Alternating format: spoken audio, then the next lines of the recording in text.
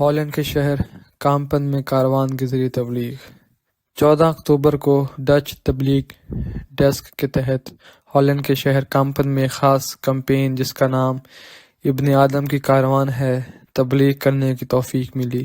اس دن Abdul Haq compare صاحب ناظم Dutch desk اور ان کے ساتھ 5 داعیان اللہ تھے، جن میں ابراہیم کوثر صاحب مربی سلسلہ اور خالد خرباشی صاحب انچارج عرب ڈیسک بھی شامل ہوئے۔ اس کے علاوہ مقامی جماعت کے صدر صاحب نے بھی اس پروگرام کے کامیاب انعقاد کے لیے بھرپور تعاون کیا۔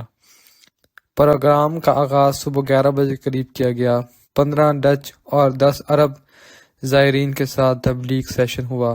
ایک مسلمان نے جھنڈے پر کلمہ لکھا ہوا دیکھا اور دیکھ کر ہم سے ملنے آیا۔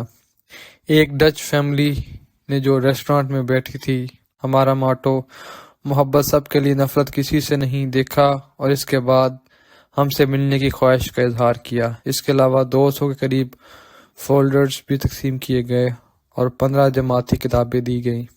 تبلیغ پروگرام کے حوالے سے 8 خطوط مقامی چرچوں کو اور ایک خط ایک مسجد میں بھیجا گیا۔